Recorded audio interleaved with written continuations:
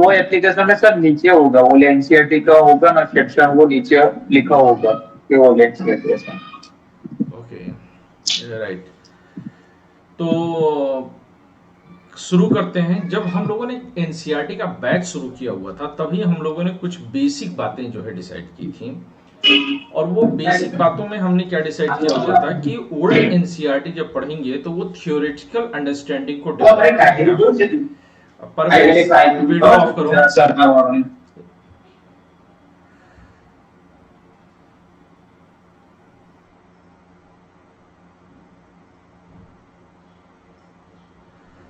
है ना। तो हम लोगों ने डिसाइड ये किया हुआ था कि डिसाइड क्या हुआ था, ये डिस्कस किया हुआ था कि ओल्ड एनसीईआरटी थियोरेटिकल पोर्शन को डिस्कस करती है। और हम लोगों ने ये भी देखा क्लास 6 में कि वो थोड़ा सा जो है उसके डेटा जो है पुराने हैं, 1986 के पैटर्न पर बनी है। और अगर हम ये मान भी लें कि 2005 के बाद से जो है अपडेट नहीं हुई, तो 17 साल तक का समय गुजर चुका है जबकि उसको अपडेट नहीं किया गया है। तो काफ़ी कुछ उसके डेटा वगैरह पुराने हो चुके हैं। तो आज की तारीख में वो हम वहाँ से थ्योरीज को तो उठा सकते हैं, लेकिन जो उसके प्रैक्टिकल डेटा हैं या प्रैक्टिकल जो उसकी अंडरस्टैंडिंग है उस पर हम बहुत अधिक जो है विश्वास नहीं कर सकते। तो anyhow we need to understand the current scenario, और उसके लिए हमें न्यू एनसीईआरटी पर जाना होगा। लेकिन न्यू एनसीईआरटी बढ़ती कैसे है? न्यू एनसीईआरटी काफी कथानकों के माध्यम से आगे बढ़ती है। न्यू एनसीईआरटी का जब दायरा चलता है तो वो मतलब कथानक मतलब स्टोरीज के माध्यम से चलता है। न्यू एनसीईआरटी को जब आप पढ़ने की कोशिश करेंगे तो न्यू एनसीईआरटी आपको अलग अलग जो भारत का जो है दायरा है, जैसे कि कश्मीर है, कन्याकुमारी है, फिर गुजरात में कच्छ की खाड़ी से लेकर के पूर्वोत्तर की सप्त पहाड़ी है। अगर ये पूरा देखेंगे तो एक लंबी चौड़ी जो भारत की जो है परिधि है, उस परिधि में बहुत अलग अलग तरह के लोग रहते हैं। तो और ज्यादातर हम लोग क्या करते हैं कि हम केवल अपने आसपास के वातावरण को समझने की कोशिश करते हैं, पूरे भारत के क्रम में उसको नहीं जोड़ पाते हैं। और इसलिए कई बार ये होता है कि अगर हमारे सामने नॉर्थ ईस्ट का कोई बंदा पड़ जाए या उनका नाम पड़ जाए तो अजीब सी हमारा जो है रिएक्शन हो जाता है न चाहते हुए भी। और इसके पीछे का कारण क्या है? इसके पीछे का कारण क्या है कि हम बहुत अधिक उनके साथ फैमिलियर नहीं है। तो जो इंडिया की डाइवर्सिटी है उसको भी एजुकेशन में जगह दिया जाए, जो भारत की विविधता है उसको भी एजुकेशन में इंपॉर्टेंस दिया जाए, इसी की कोशिश करती है आपकी जो है न्यू एनसीईआरटी। तो न्यू एनसीईआरटी में जेंडर आपको बैलेंस दिखेगा, न्यू एनसीईआरटी में आपको रीजनल बैलेंस दिखेगा, न्यू एनसीईआरटी में आपको जो है फ्लो अच्छा दिखेगा, और काफ़ी हद तक ये अपडेटेड हैं। और गवर्नमेंट का जो डेटा है, गवर्नमेंट को जो एक्सेप्टेड डेटा है वो इसमें है। मैं ये नहीं कर रहा हूँ कि एक बार फिर से स्पष्ट कर दूं कि एनसीईआरटी एररलेस है, त्रुटि रहित है। एनसीईआरटी में भी काफ़ी एरर्स हैं, हमें उन पर जो है ध्यान देना होगा जहाँ पर जरूरत पड़ेगी। चूंकि पॉलिटी सब्जेक्ट रहेगा तो मैं उस पर जो है अच्छे से फोकस जो है कर पाऊंगा। एनसीईआरटी के मामले में हम लोग ज़्यादातर विश्वास करके चलते हैं, लेकिन फिर भी एक दो गलतियां हैं जिन पर कि हमको ध्यान करना चाहिए।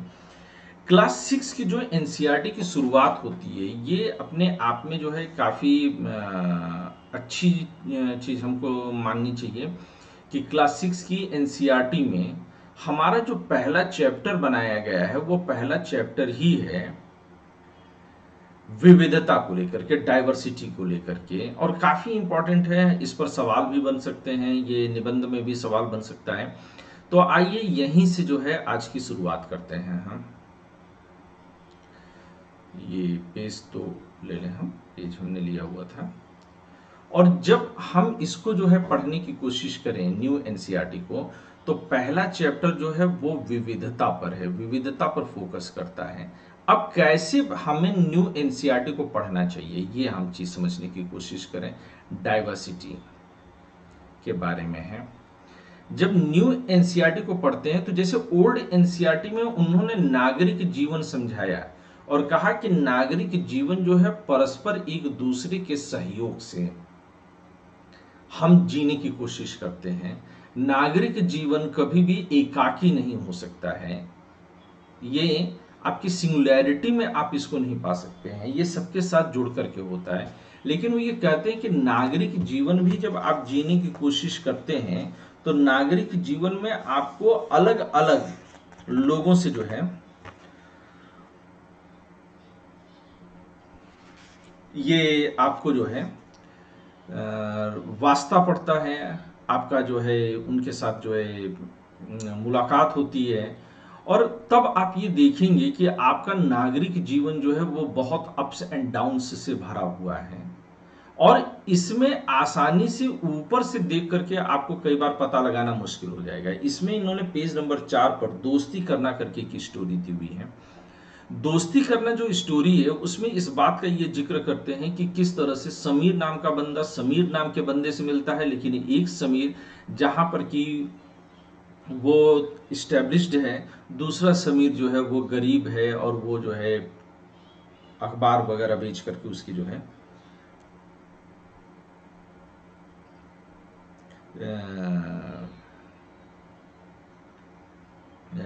अपना आजीविका चलाता है। और उसने जो है अपना जो है परिचय दिया, और परिचय देने के बाद जो है जब वो बढ़ता है तो उसकी जब उसको जिंदगी को जानने की कोशिश करता है तो वो बताता है कि मेरठ में जो है वो वहाँ पर दंगे हुए हैं, बहुत से लोग मारे गए हैं, और अखबार में भी था कि सांप्रदायिक दंगे। और वो अचानक से तभी बोलता है कि मैं मुस्लिम समीर हूँ और मेरे सभी लोग मेरठ में हैं। तो इस तरह से केवल नाम से जो है वो अंतर नहीं पता चलता, क्योंकि समीर नाम हिंदुओं का भी हो सकता है और समीर नाम मुसलमानों में भी हो सकता है। और फिर उसके बाद वो कभी भी जो है उस अखबार बेचने के लिए वहां पर नहीं आया, यानी कि वापस अपने गांव वगैरह लौट गया होगा।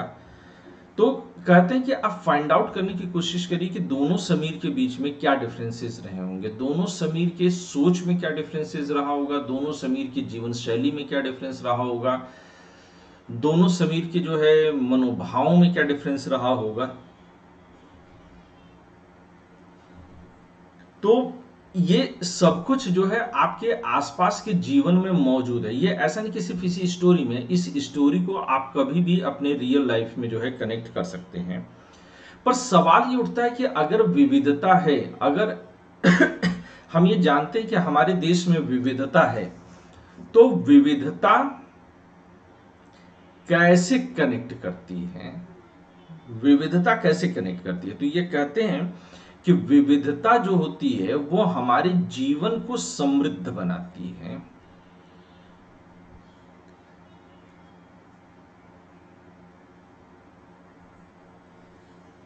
जीवन को समृद्ध बनाती है, ये समृद्ध बनाने का काम करती है, ये जीवन को काफी बेहतर बनाती है। कैसे जो है बेहतर बनाती है? अगर आप देखेंगे तो आपके पास अगर आसपास के जो है क्षेत्र में देखा जाए तो केवल अगर आप एक गांव में हो, मैं ये ओल्ड एनसीईआरटी में भी इसका जिक्र किया, और इस गांव में केवल अगर गेहूं बोया जाता हो तो आपका जीवन तब ज्यादा बेहतर होगा कि कुछ लोग गेहूं बोवें, कुछ लोग दाल बो दिए हों, कुछ लोग गन्ना बो दिए हों, कुछ लोग जो है सब्जियां उगाते हों, और कुछ लोग जो है इसी गांव में पशुपालन करते हों, कुछ लोग इस गांव में अन्य कुटीर उद्योगों में लगे हों, तो आपका जीवन तब बेहतर होगा। तो कहते हैं कि कोई भी समाज उतना ज्यादा समृद्ध होगा जितना ज्यादा कि वहां पर जो है डाइवर्सिटी पाई जाएगी। सोसाइटी उतनी ज्यादा जो है प्रॉस्परस होगी जितनी ज्यादा कि वहां पर डाइवर्सिटी पाई जाएगी। तो जितना ज्यादा आपको जो है सोसाइटी में डाइवर्सिटी होती है, डाइवर्सिटी उतनी ज्यादा आपकी सोसाइटी के लिए फायदेमंद होती है। जितना ज्यादा ये ब्लूम अप करेगी उतना ज्यादा जो है सोसाइटी और चमकेगी। आप इसी क्लास में देखिए कि इस क्लास में कल जब हम डिस्कशन कर रहे थे तो हमारे क्लास में जो है बैठने वालों का जो है दायरा अगर आप देखिए तो अलग अलग प्रोफेशन से लोग बैठे हुए हैं और अलग अलग स्टेट से बैठे हुए हैं। अलग अलग प्रोफेशन और अलग अलग स्टेट से होने से फायदा क्या मिलता है कि हम एक साथ ही जो है वो कहते हैं कि सर हमारे स्टेट में ये नहीं है, तो हमें एक अंदाजा लगता है कि हाँ उनके यहाँ जो है कुछ अलग चीजें, और हम फिर ये समझ सकते हैं कि एक ही तरह की चीजें पूरे भारत में नहीं चल रही हैं, या फिर वो अपने फील्ड से जो है रिलेटेड ज़्यादा बेहतर, ज़्यादा जो अच्छी जानकारियां हमको दे सकते हैं। तो जितना ज़्यादा डाइवर्स फील्ड के लोग होते हैं, इसी तरह से मेरा घर भी है, मेरे घर में जो है माता पिता होंगे, हम पति पत्नी होंगे, बच्चे होंगे, मेरा भाई होगा, बहन होगा, और सभी लोग जब आपस में कनेक्ट करते हैं, फिर बाहर से और लोग आते हैं, या फिर बहनें शादी करके बाहर जाती हैं, बेटियां शादी करके बाहर जाती हैं, तो उसकी वजह से और लोग जुड़ते हैं। तो एक जितना ज़्यादा जो है, फिर अगर हम लोग सारे रिलेशन को मेंटेन करते हैं, तो उससे क्या होता है कि हमको भी डाइवर्सिटी का बड़ा अच्छा जो है फायदा मिलता है, अलग अलग अनुभव मिलते हैं, अलग अलग हमको स्वाद भी मिलता है, खाने की भी चीजें मिलती हैं जब आप एक क्षेत्र से दूसरे क्षेत्र में बाहर जाते हैं। तो जितनी ज्यादा विविधता होगी, आजकल देश में एक धुन चली हुई है, एक देश एक कार्ड, एक देश एक बैंक, एक देश एक ये। तो जो एक एक क्या नारा गूंज रहा है, वस्तुतः ये बहुत अच्छा नहीं है। जब देश आजाद हुआ तो हमारे देश के संविधान निर्माताओं ने इस बात को महसूस किया कि हम एक एक पर ना चलें, हम एक एक पर चलने के बजाय हम सबको लेकर के एक साथ चलें। हम जितना ज्यादा, अब जैसे कि कहा जाता है कि एक देश एक चुनाव होना चाहिए, मैं थोड़ा सा कंट्रोवर्शियल टॉपिक की तरफ जा रहा हूं, तो अगर कहते हैं कि वन नेशन वन इलेक्शन, तो क्या ये देश के लिए बेहतर ही होगा? और होता क्या है कि आपके सामने एक ही तरह का डेटा, एक ही तरह का आंकड़ा बहुत तेजी से रख दिया जाता है, और आप प्रायः उसमें जो है घूम करके नाच करके रह जाते हैं। लेकिन अगर कोई ये कहता है कि वन नेशन वन इलेक्शन, तो आप ये समझिए कि जिस दिन वन नेशन वन इलेक्शन हो जाएगा, देश के सभी जो है लोकसभा और विधानसभा के चुनाव एक साथ होंगे, तो कश्मीर के इश्यूज अलग हैं और केरल के इश्यूज अलग हैं। लेकिन जब वन नेशन वन इलेक्शन हो जाएगा, तो क्या होगा कि जो राष्ट्रीय मुद्दे होंगे वो ज्यादा हावी हो जाएंगे, क्षेत्रीय मुद्दे गायब हो जाएंगे। और हम लोगों ने सामुदायिक विकास केंद्र के जब अध्ययन किए, या सामुदायिक विकास कार्यक्रम का जब हमने अध्ययन किया,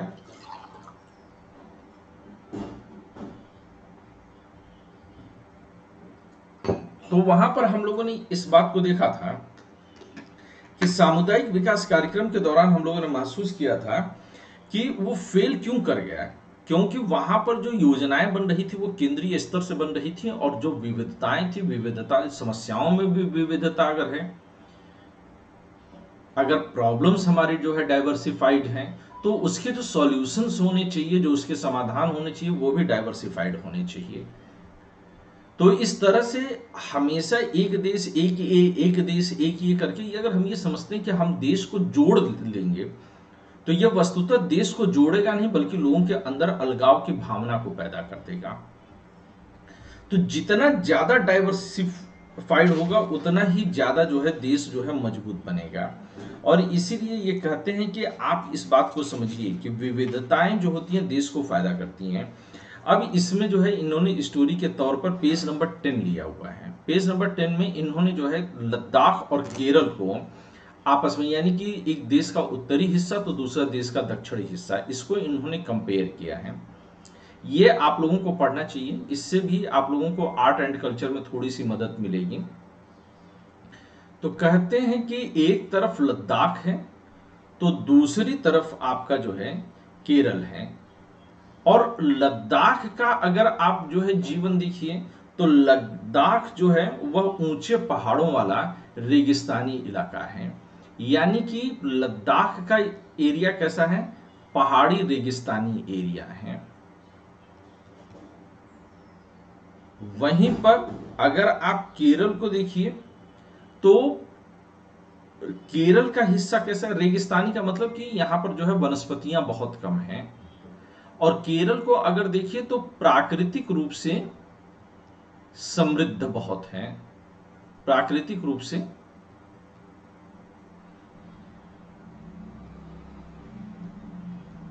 मैं इसको समृद्ध नहीं कहूंगा, मैं बहुत हरा भरा कहूंगा कि ये बहुत हरा भरा है। और जो सबसे ज्यादा जैव विविधता यानी कि बायोडायवर्सिटी वाले क्षेत्र भारत में पाए जाते हैं, केरल उनमें से एक है। और ये कहते हैं कि यहाँ पर खेती बहुत कम होता है, क्योंकि यहाँ पर बारिश ना के बराबर होती है। यहाँ पर क्या होती है? बारिश जो होती है वह ना के बराबर होती है। भारत के सबसे कम जो है बारिश वाले इलाकों में से ये आता है। वहीं पर अगर जो है आप केरल को देखिए तो भरपूर बारिश यहां पर मिलती है। यहाँ पर हमारे देश में भरपूर बारिश होती है, या आप ये भी कह सकते हैं कि भारत में जब मानसूनी बारिश की शुरुआत होती है तो उसकी शुरुआत ही जो है आपके केरल से होती है, और ये लंबे समय तक यहाँ का जो क्षेत्र होता है वह बर्फ से ढका रहता है। इसलिए ये लोग पीने का पानी भी जो है वह बर्फ के पिघलने पर निर्भर करते हैं, यानी कि इनका जो पीने का पानी होता है वह बर्फ के, जो वहां पर जो आइस जमी हुई है, स्नो जमी होती है, उसके जो है पिघलने पर डिपेंड करता है।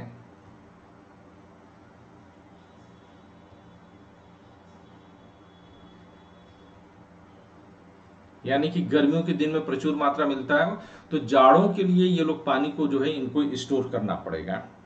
जबकि अगर यहां पर अगर आप देखें तो पीने का जो है पर्याप्त पानी होता है, यहाँ पर कुएं वगैरह भी पर्याप्त मात्रा में होते हैं, पीने का पानी पर्याप्त मात्रा में होता है केरल में। यहाँ बाढ़ आ जाती है कितनी बार, पीने का पानी पर्याप्त मात्रा में होता है। यहाँ के लोग अगर देखें तो इनके जो है गर्म कपड़ों की इनको जरूरत पड़ती है, चूंकि बर्फ से ढका होता है तो गर्म कपड़ों की आवश्यकता होती है। और गर्म कपड़ों की आवश्यकता कहां से पूरी होगी इनकी,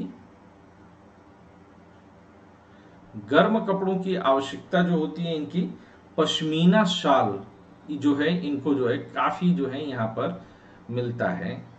पश्मीना शॉल जो है काफी मुलायम होता है, काफी बारीक बना होता है, और इसकी खूबी ये होती है कि पश्मीना शाल को जो है आप एक पूरी की पूरी शाल को आप अंगूठी जो आपके हाथ में आती है ना, आप उसमें एक सिरे को डाल करके पूरा का पूरा पश्मीना शाल जो है दूसरे सिरे से पर जो है बाहर की तरफ खींच लेंगे, यानी कि इतना ये सॉफ्ट होता है पश्मीना शॉल।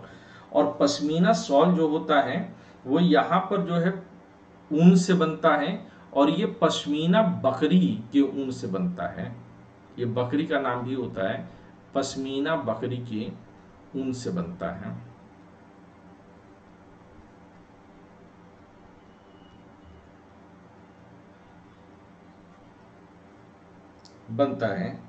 और ज्यादातर जो है कश्मीर के जो व्यापारी होते हैं वो इसको बेचते हैं।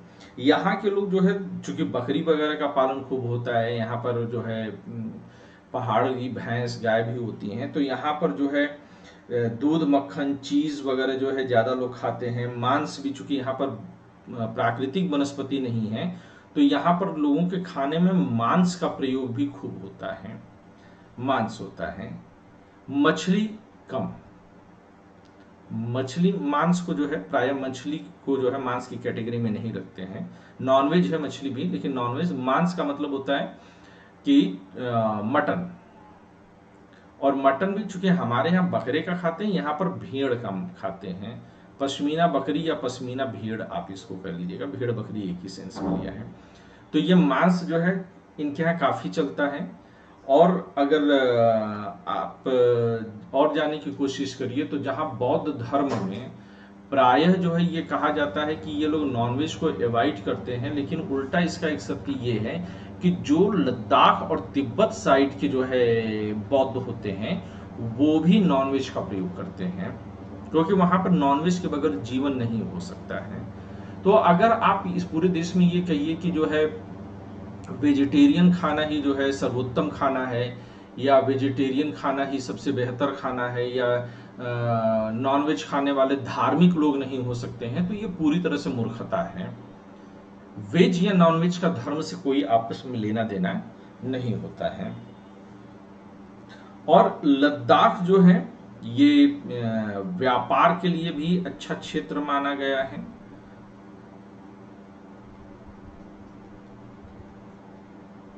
व्यापारिक मार्ग रहा है, और यहाँ से जो है लद्दाख से होकर के लोग जो है वह एशिया तक जाते हैं। तो यह व्यापारिक मार्ग जो है वो एशिया तक लोगों को लेकर के जाता है। और ये लोग अपने साथ भारत में जो मसाले होती हैं, कच्ची रेशम होती हैं, या जो इस इलाके में कालीन या दरी का काम होता है उसको लेकर के जाते हैं।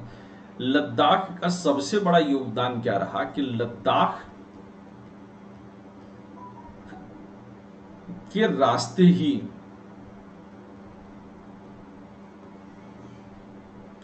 बौद्ध धर्म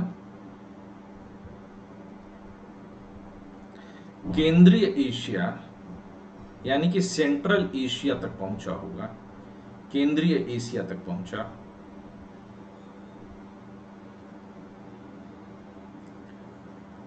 और तिब्बत का सबसे जो है प्रसिद्ध ग्रंथ, अगर बारे में बात करें कि तिब्बत का बहुत प्रसिद्ध ग्रंथ कौन सा है, तो केसर सागा। यहाँ पर केसर सागा एक ग्रंथ है जिस गीत फॉर्म में भी लिखा जाता है, तो इसके से रिलेटेड काफ़ी लोकगीत होते हैं।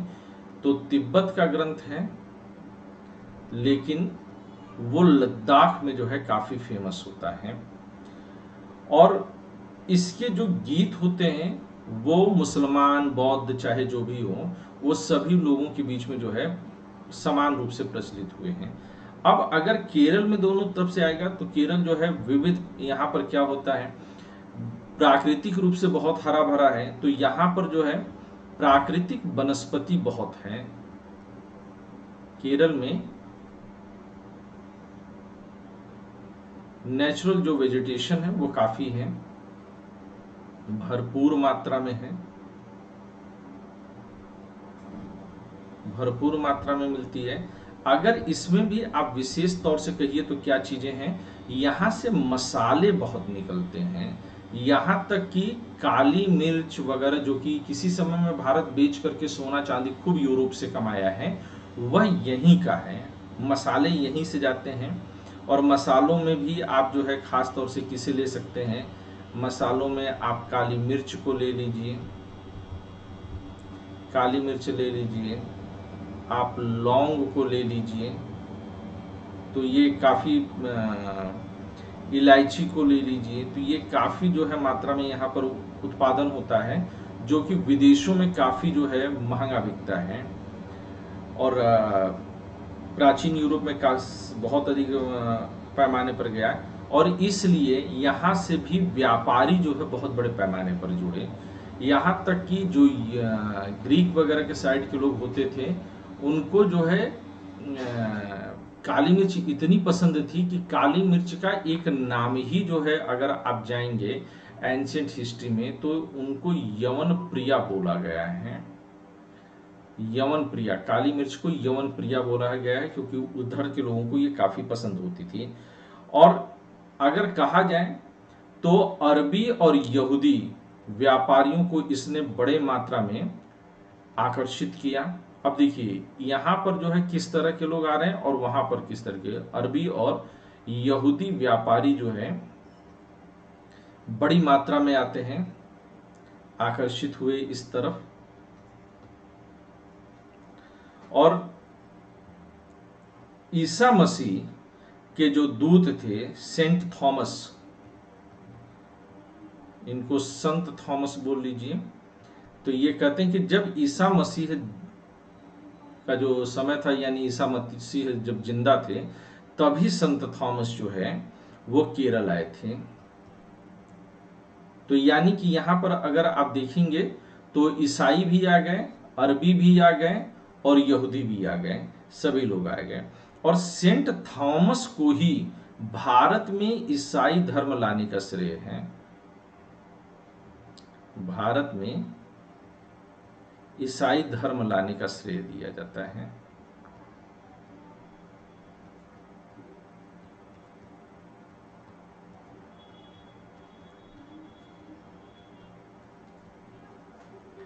ठीक है। अरब से जो व्यापारी है उनमें इब्न बतूता ने जो है यहाँ का जिक्र किया हुआ है। इब्न बतूता भी जो है यहाँ से जुड़ा रहा, और इब्न बतूता जो है करीबन 700 साल पहले आए थे, और यहाँ पर जो है मुस्लिम संप्रदाय की जानकारी देते हैं कि यहाँ पर मुस्लिम संप्रदाय के लोगों की जानकारी देते हैं। वास्को डिगामा भी अगर भारत में सबसे पहले कहीं आया है तो आप यहीं पर लिख लीजिए कि वास्को डिगामा भी भारत, जो यानी कि यूरोपियन से आपकी मुलाकात होती है तो वास्को डिगामा भी जो है यहीं पर सबसे पहले आया हुआ था, उसकी कहानी अलग है। और इसी वास्को डिगामा ने जो है केरल से होते हुए ही जो है भारत की जो है खोज की थी। अगर आप जो है चीन के व्यापारियों के बारे में बात करें तो वो भी केरल आए हैं। तो चीन के व्यापारी जो है लद्दाख होते ही जो है भारत आए थे, तो केरल तक पहुंचे हैं। और यहाँ पर मछली पकड़ने के लिए जो जाल इस्तेमाल किया जाता है, तो मछली पकड़ने का जाल जो आप चित्र में देखिएगा तो ऊपर दिया हुआ है, ये जाल जो होता है इसे चीना वला कहते हैं। तो मछली पकड़ने का जाल जो है, ये जाहिर सी बात है कि चीन के साइड से ही आया होगा। मछली पकड़ने का जाल कहां से आया होगा? चीना वला कहते हैं। और बर्तन एक खास तौर से इनके यहाँ इस्तेमाल होता है जो फ्राई वगैरह करने के काम में आता है, उसे चीना चट्टी कहते हैं। हम लोग के यहाँ भी जो कप वगैरह ज़्यादा इस्तेमाल होता है उसे चीनी मिट्टी का ही कहते हैं।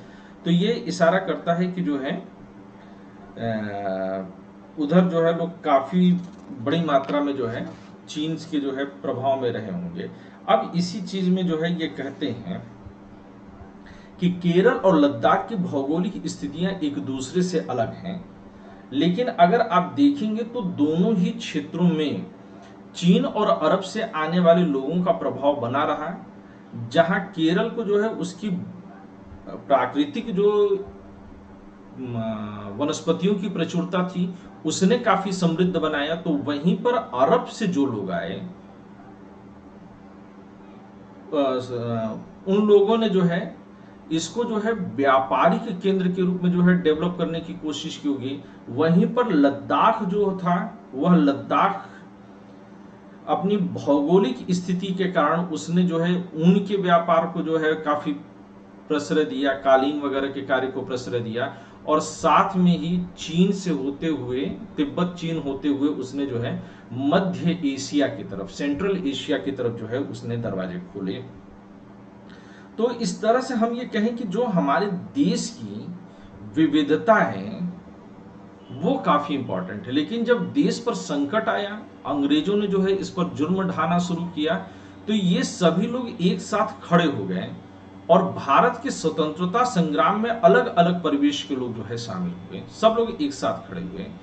और अंग्रेज चाहते थे कि इनको जो है फूट डाल सकते हैं, क्योंकि भारत में विविधता है और इस तरह से जो है वह अपना राज्य काफी समय तक चलाएंगे। तो विविधता को कई बार फूट डालने का अवसर के रूप में भी देखा जाता है। आजकल के भी नेता बड़े पैमाने पर इस काम को करते हैं कि वह देश में जो है तमाम धर्म के नाम पर, जाति के नाम पर, क्षेत्र के नाम पर, भाषा के नाम पर, खान पान के नाम पर लोगों को भड़काते रहते हैं। लेकिन यह देश की मिट्टी में कुछ ऐसी बात है कि यह देश की मिट्टी जो है वो हमेशा अपनी महक को और लोगों के ऊपर अपनी पकड़ को बना करके रखती है। यहाँ पर इप्टा का जो है वो गीत भी जो है, इप्टा जो है वो जो लोग नाटक मंडली होते हैं, थिएटर वगैरह करते हैं, उनका एक संघ होता है। तो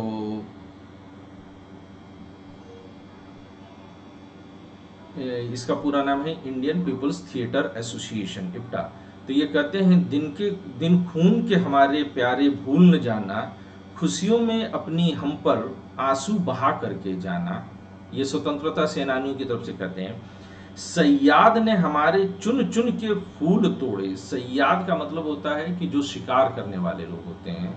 तो सैयाद ने हमारे चुन चुन के फूल तोड़े, वीरान इस चमन में कोई गुल खिला के जाना, दिन खून के हमारे प्यारे भूल न जाना। गोली खा के सोए जलिया बाग में हम, सूनी पड़ी कब्र पर दिया जला के जाना, दिन खून के हमारे प्यारे भूल न जाना। हिंदू और मुस्लिमों की होती है आज होली, बहते हैं एक रंग में, दामन भिगो के जाना, दिन खून के हमारे प्यारे भूल न जाना। कुछ जेल में पड़े हैं, कुछ कब्र में गड़े हैं, 2 बूंद आंसू पर उन प्यारे बहा के जाना, दिन खून के हमारे प्यारे भूल न जाना।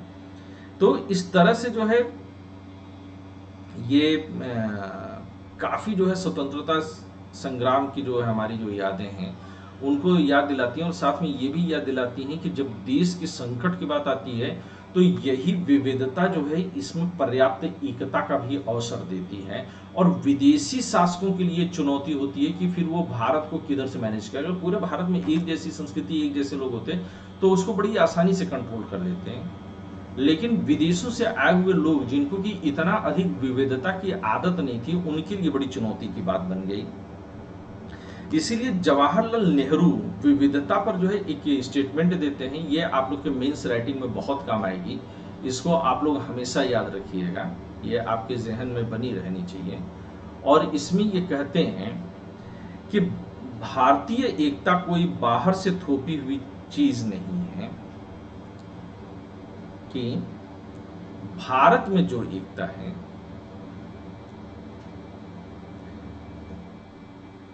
भारतीय एकता कोई बाहर से थोपी चीज नहीं है। नेहरू ने कई सारी किताबें लिखी थी। भारतीय एकता कोई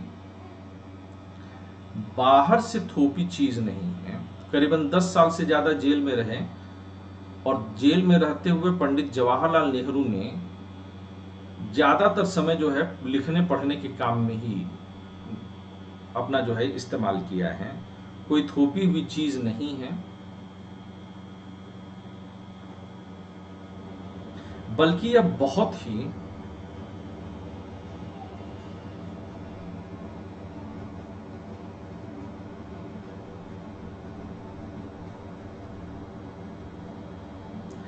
गहरी है, जिसके अंदर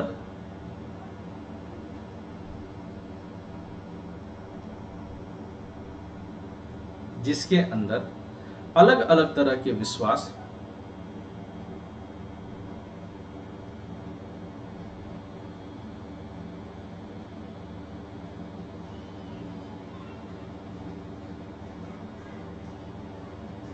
अलग अलग तरह के विश्वास और प्रथाओं को स्वीकार करने की भावना है।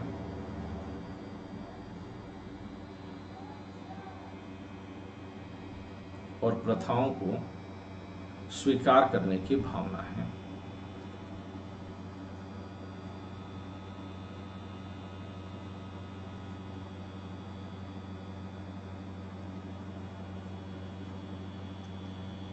इसमें विविधता को पहचाना और प्रोत्साहित किया जाता है।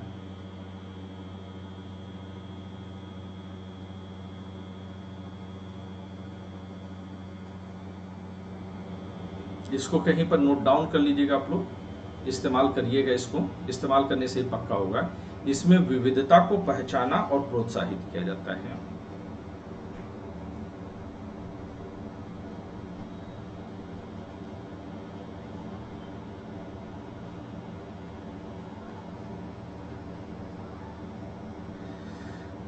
ये एक जो है इनका कोटेशन हो जाएगा, और दूसरा कोटेशन जो आप लोग समझते हैं हमेशा कि अनेकता में एकता, यह भी जो है जो वर्ड होता है यूनिटी इन डाइवर्सिटी, जो शब्द इस्तेमाल किया गया है अनेकता में एकता, यूनिटी इन डाइवर्सिटी, यह भी किसका है?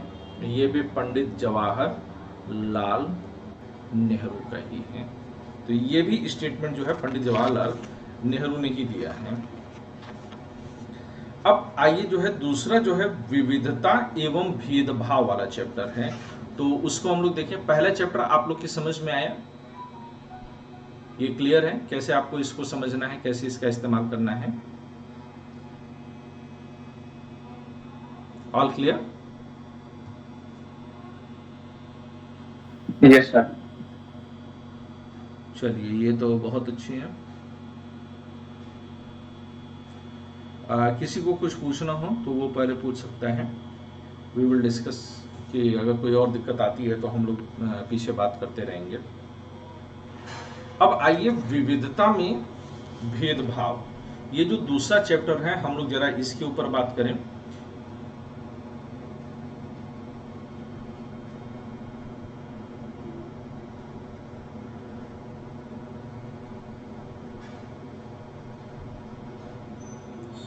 विविधता में भेदभाव।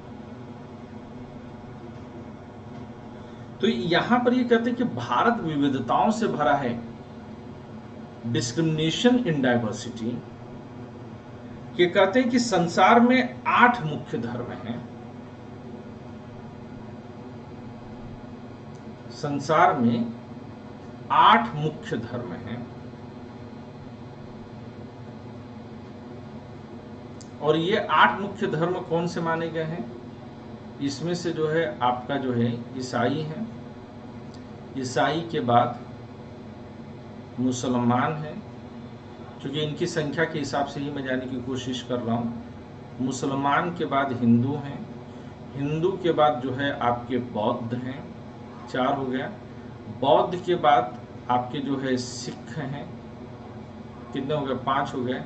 सिख के बाद आपके जो है जैन हैं, जैन के बाद आपके जो है यहूदी हैं, कितने हो गए? 1 2 3 4 5 6 7 और आपके जो है पारसी हैं।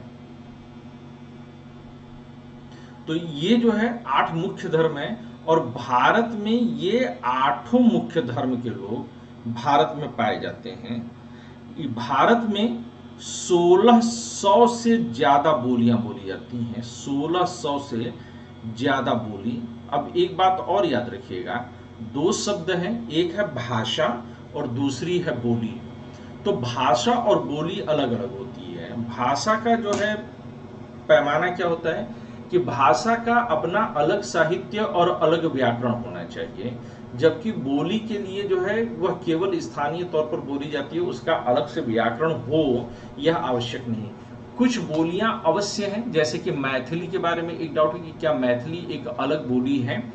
तो मैथिली का साहित्य अलग है, लेकिन मैथिली का कोई व्याकरण हो इसमें संदेह है। इसी तरह से भोजपुरी का साहित्य बहुत कम है। नागार्जुन जैसे लोगों ने भोजपुरी में काफी अच्छा लिखा है, लेकिन ये साहित्य बहुत अधिक जो है मात्रा में नहीं विकसित हुआ है।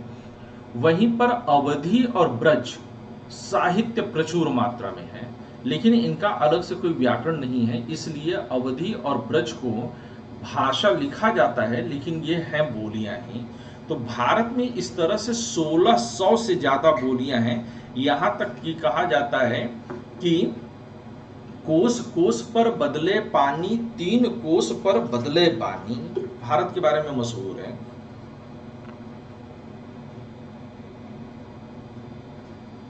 कि कोस कोस पर बदले पानी, 3 कोस पर बदले पानी, यानी कि कोस का मतलब होता है 3 किलोमीटर।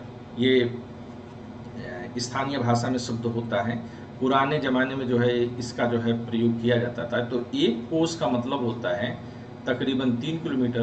तो कोस कोस पर बदले पानी, 3 कोस पर बदले पानी, यानी कि पानी का जो स्वाद होता है वो तकरीबन 3 किलोमीटर के बाद बदल जाता है। अब तो सब टैप वाले पानी आने लगे तो सबका स्वाद, बिस्लेरी का स्वाद एक जैसा होता है। अब जब पहले कुएं वगैरह का पानी होता तो लोग कहते थे अरे यार यहाँ से पानी मत लाओ, वहां से पानी लाओ, वहां का पानी जो है ज्यादा स्वादिष्ट होता है। तो इस तरह से जो पानी का स्वाद होता था लोग पहले उसके पीछे जाते थे। अब तो साहब स्वाद ही मर गया, अब तो सब आरओ लग गए हैं, एक जैसा स्वाद होता है। तो कोस, तो कहते कि 1 कोस के बाद every 3 kilometres the test of water will get change, but after every 9 kilometres the language, the speaking language will be changed after every 9 kilometres, यानी कि 3 कोस के बाद बदले पानी। तो यहाँ पर जो है ये कहते हैं कि 100 से भी ज्यादा नृत्य होते हैं भारत में, 100 से भी ज्यादा। ये सब मैं इसलिए दे रहा हूं ताकि जो है आपको निबंध वगैरह लिखते समय जो है इसको लिखने में आसानी हो जाए, या कभी जो है इंडियन जो है कॉन्स्टिट्यूशन पर लिखना हो तो इसके इंडियन कॉन्स्टिट्यूशन के बेसिक्स पर जो है लिखना हो, तो आपको लिखना होगा कि लोग जो हैं वो कितने जो है हम लोग नृत्य करते हैं, कितनी बोलियां बोलते हैं, और आगे चल करके जब इस तरह के डेटा आप ध्यान में रखते हैं तो और भी काम करते हैं। लेकिन ये कहते हैं कि हमारे समाज में जो है पूर्वाग्रह काफी होती है। पूर्वाग्रह का मतलब कि हम पहले से ही बिना जाने हुए लोगों के बारे में कुछ कॉन्सेप्ट बना लेते हैं। जैसे कि अगर जो है आप देखिए तो लोग कहते हैं कि आधे से ज्यादा भारतीय गांवों में रहते हैं। ग्रामीण लोग अपने स्वास्थ्य को लेकर के सतर्क नहीं होते हुए अंधविश्वासी बहुत होते हैं। गांव के लोग बहुत पिछड़े हुए होते हैं और वह कृषि की आधुनिक प्रौद्योगिकी का इस्तेमाल करना पसंद नहीं करते हैं। फसल की बुआई और कटाई के समय परिवार के लोग खेतों में 12 से 14 घंटे तक काम करते हैं। ग्रामीण लोग काम की तलाश में शहरों की ओर स्थानांतरण करने को बाध्य हैं। शहरी जीवन में क्या होता है कि शहरी जीवन बड़ा आसान है। यहाँ के लोग बिगड़े हुए और आलसी होते हैं, यानी कि संस्कारी नहीं होते हैं। शहरों में लोग अपने परिवार के सदस्यों के साथ बहुत कम समय बिताते हैं। लोग केवल पैसे की चिंता करते हैं, इंसानों की चिंता नहीं करते। शहरी लोगों पर भरोसा नहीं किया जा सकता, वे चालाक और भ्रष्ट होते हैं। पर हिंदी फिल्मों में पहले बहुत होता था कि जब गुंडा दिखाना होता था तो उसे शहरी दिखाते थे। शहरों में रहना बहुत महंगा पड़ता है। लोगों की कमाई का एक बड़ा हिस्सा किराए और आने जाने में ही खर्च हो जाती है। ये बात तो भैया सही है, इसमें खर्च हो जाता है। इसी तरह से लड़के और लड़की के बीच में भी जो है काफी जो है पूर्वाग्रह होते हैं। और लोग कहते हैं कि मैं लंगड़ाता हूं। ये पेज नंबर 18 पर आइएगा तो जो है कहते हैं कि एक विकलांग व्यक्ति के बारे में लेते हैं। कहते हैं कि मैं लंगड़ाता हूँ, मेरी बोली लड़खड़ाती है, इसके अलावा और भी बहुत कुछ। कभी मैं उदास हो जाता हूँ तो कभी दुखी। लोग मेरा मजाक उड़ाते हैं, यह नई बात नहीं। अगर तुम मेरी जगह होते तो क्या करते। मैं एक इंसान हूँ, मुझे शर्म आती है। घूरती आंखों से मैं पीछे छिप जाना चाहती हूँ। यानी कि वो कह रही है कि वो पीछे छिप जाना चाहती है। यानी कि लोग जो है, जब आपके सामने कोई जो है विकलांग या कोई दिव्यांग, आज शब्द इस्तेमाल किया जा रहा है, हालांकि उनके प्रति मानसिकता में कोई परिवर्तन नहीं आया, केवल शब्द आपने परिवर्तित कर दिया है। तो विकलांग शब्द का अगर आप प्रयोग कर रहे हैं तो ये कह रहे हैं कि अंतर क्या आया, आपने चेंजेस क्या लाए।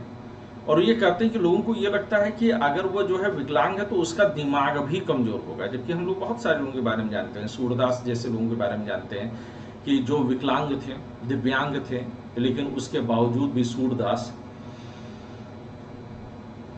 ने जो देखा और जो दुनिया को दिखा दिया वो सामान्यता नहीं होंगे।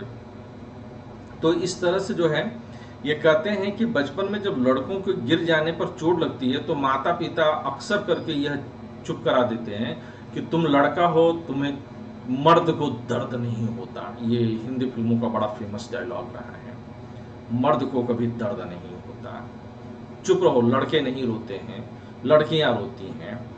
और जैसे जैसे इस धारणा के साथ हम विकसित होते हैं तो हम ये बना लेते हैं कि अरे यार लड़के नहीं रोते हैं। और इसकी वजह से जो है बहुत सारे फ्रस्ट्रेशन हमारे अंदर बने रहते हैं। क्या लड़का क्या लड़की, अगर आंसू आता है तो बहने तो रोकने की क्या जरूरत है। तो इस तरह से कई सारी धारणाएं जो है हमारे समाज में जो है बनती चली जाती हैं। लड़के ऐसे होते हैं और लड़कियां ऐसी होती हैं।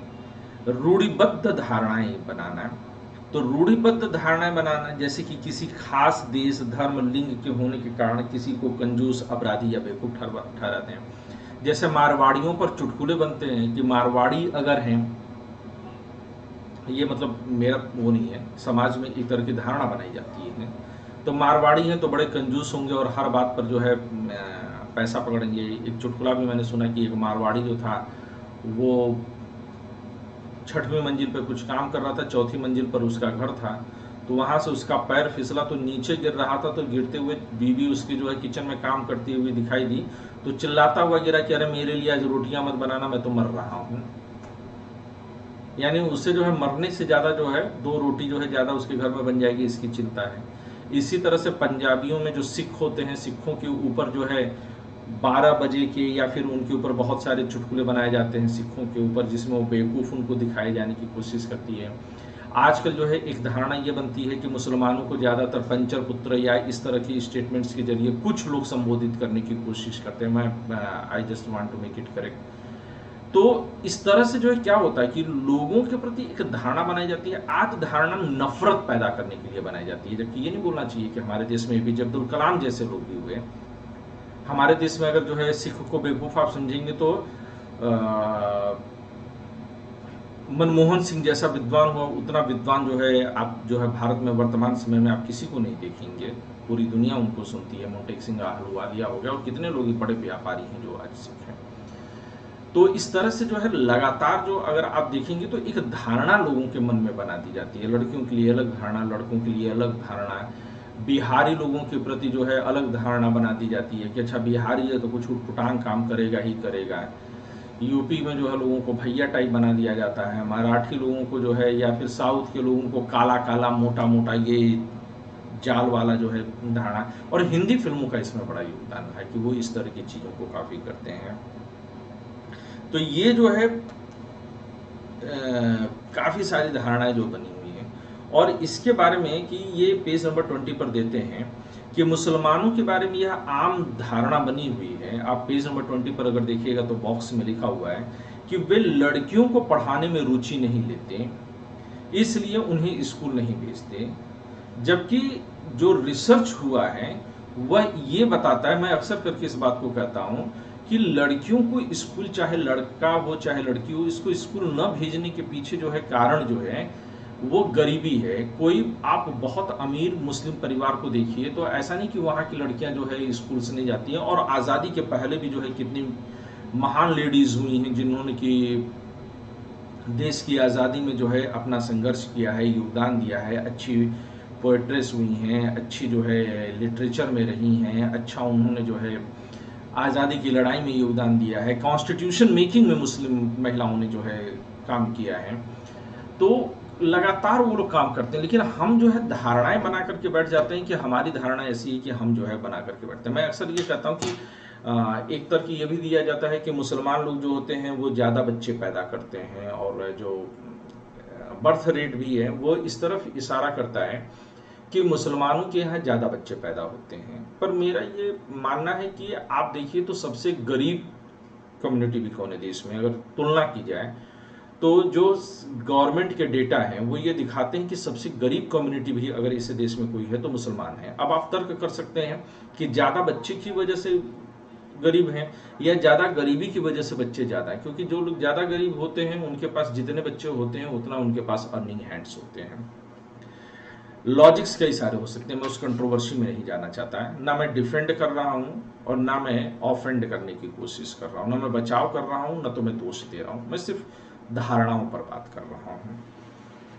तो मुस्लिम समुदाय के लोगों ने अपनी लड़कियों को इस, जहाँ पर जो है जब गरीबों तक शिक्षा पहुँचाने की जब कोशिश की गई, जहाँ पर कि फ्री स्कूल्स वगैरह दिए गए, उनके कॉलोनी के आसपास में दिए गए, तो मुस्लिम जो गरीब मुस्लिम हैं उन्होंने भी भेजा, गरीब हिंदुओं ने भी। मैं जब स्लम्स में मैंने काम किया हुआ है, तो स्लम्स में जब मैं काम करता था, यहीं पर लखनऊ में जो है गोमती नगर का एरिया है, मैं वहाँ पर मैंने बहुत काम किया हुआ है। नदवा के पास मैंने काम किया हुआ है जो कि मुस्लिम एजुकेशन का बड़ा हब माना जाता है, तो नदवा में मैंने काम किया हुआ है। मैंने जो है और भी बहुत सारे विकास नगर, जानकीपुरम के स्लम्स में काम किया हुआ है। तो जब हम लोग वहाँ पर स्कूल्स ऑपरेट करते थे या हेल्थ पर जो है काम करते थे, तो उसमें हिंदू और मुसलमान जो भी गरीब होता था, हमें जाकर के उनसे बात करनी पड़ती थी, उनको सहमत कराना पड़ता था, और उनके बच्चे आते थे, फिर क्या लड़का क्या लड़की सभी आते थे उसमें। और अगर देखा जाए तो उदाहरण के तौर पर केरल में स्कूल जो होते हैं, ये कहते हैं कि अगर स्कूल घर के पास हो, तो केरल का मॉडल जो है इस मामले में काफ़ी अच्छा है। केरल में जो स्कूल होते हैं वह प्रायः घर के पास में होते हैं, और उनमें 60% से भी ज्यादा महिला शिक्षक हैं।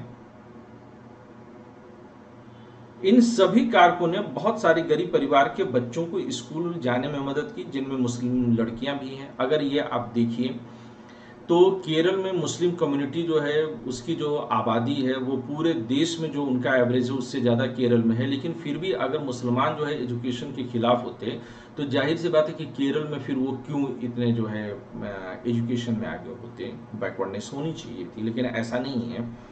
दूसरे राज्यों में जहां ऐसे प्रयास नहीं किए गए, आप गुजरात का मॉडल ले लीजिए, आप जो है उत्तर प्रदेश का मॉडल ले लीजिए, आप किसी और का मॉडल ले लीजिए, कि जहां पर स्कूल पर बेसिक एजुकेशन पर इतना फोकस नहीं किया गया, वो गुजरात के आसपास में भी नहीं टिकते हैं।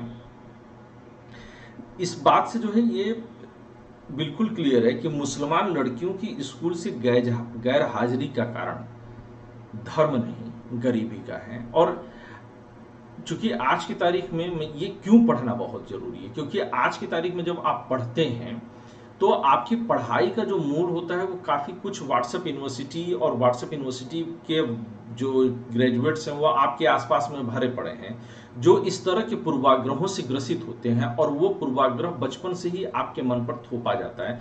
मैं भी इनमें से बहुत सारी अवधारणाएं थी जिनको कि बचपन से मैं सही मानता था, लेकिन धीरे धीरे जब मैंने काम किया हुआ है, और ये आप मान करके चलिए कि जितना मैंने जमीनी हकीकत पर काम किया हुआ है, भारत में बहुत कम लोग होंगे जिन्होंने कि इतना काम किया। मैं ये नहीं कर रहा हूँ कि मैंने सबसे ज़्यादा काम किया हुआ है, लेकिन मेरे जैसे काम करने वाले लोगों की कुल संख्या भारत में 2-4 हज़ार के आसपास ही होगी जिन्होंने कि इस तरह से काम किया हुआ है।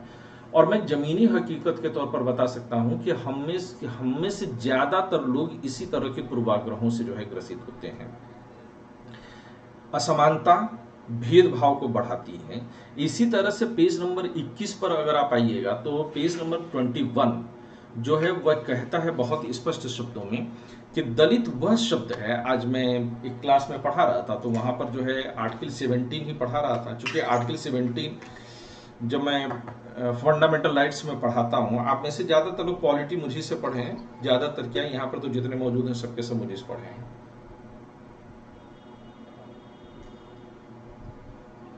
तो मुझे लगता है कि अनुच्छेद 17 में मैं करीबन 1.5 से 2 घंटा तो खर्च कर ही देता हूँ।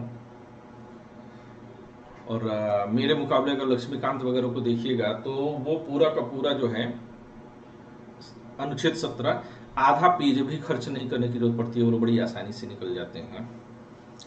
दुरुस्त फरमा रहा हूं ना मैं इस बात को? तो ये आगे क्या कहते हैं? आगे ये कहते हैं कि दलित वह शब्द है जो नीची कही जाने वाली जाति के लोग अपनी पहचान के रूप में इस्तेमाल करते हैं। वे इस शब्द को अछूत से ज्यादा पसंद करते हैं। यानी कि खुद, अब यहां पर नीची जाति, मैं इस शब्द के खिलाफ हूं। एनसीईआरटी में इस शब्द का प्रयोग नहीं होना चाहिए था, क्योंकि कुछ जाति को आप ऊंची जाति क्यों कहेंगे और कुछ जाति को आप नीची जाति क्यों कहेंगे। तो ज्यादा बेहतर हो कि अगर आप मेरे स्टूडेंट हैं, आपके अंदर वो संवेदनाएं हैं, तो आप तथाकथित सो कॉल्ड शब्द का इस्तेमाल जरूर करिएगा। कहते हैं कि दलित शब्द का मतलब है कि जिसे दबाया गया हो या कुचला गया हो। दलितों के अनुसार यह शब्द दर्शाता है कि कैसे सामाजिक पूर्वाग्रहों और भेदभाव ने दलित लोगों को दबा करके रखा है। सरकार ऐसे लोगों को अनुसूचित वर्ग के रूप में अब रखती है। अनुसूचित वर्ग के रूप में किसी को रखने के लिए तमाम आयोग बनते हैं, आयोग की संस्तुतियों पर काम होता है। पेज नंबर 22 पर बहुत कुछ आप लोग को नहीं पढ़ना है। पेज नंबर 22 पर जो है आप डॉक्टर भीमराव अंबेडकर की स्टोरी दी हुई है, आप केवल उसी को ही पढ़ लीजिए। पेज नंबर 22 से 23 तक, 24 तक ये डॉक्टर भीमराव अंबेडकर की कहानी दी हुई है। आप लोग प्लीज मार्क कर लीजिए। ये बुक का नाम है doctor B R Ambedkar writing and speeches, खंड 12, संपादन बसंत मोहन, बंबई शिक्षा विभाग का है। तो ये स्टोरी मैं चाहता हूं कि आप सब लोग जरूर से जरूर पढ़िए। ये बहुत इंपॉर्टेंट स्टोरी है, मैं अभी क्लास में इसको नहीं लूंगा। और समानता के लिए संघर्ष, उन्होंने कहा कि ये बुक कहती है, आप लोग की समझ में बात आ रही है या बहुत तेज आज मैं चल रहा हूं? कोई तो कम से कम रिप्लाई कर दिया करो यार। सर आ रही है। बाकियों को, निधि, प्रीति,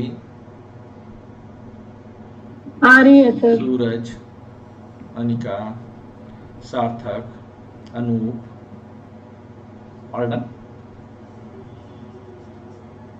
यस सर। Yes sir. तो ये अनूप, तुम्हारे पास बेटा ये बुक है कक्षा 6 की एनसीईआरटी? है हमारे पास। है तुम्हारे पास? जी सर। तो पेज नंबर 22-23 तुम इस पर देख रहे हो? हाँ सर देख रहे हैं। समानता के लिए संघर्ष के बारे में हम जो है चर्चा करें। अनूप अब अपना जो है माइक बंद कर दो।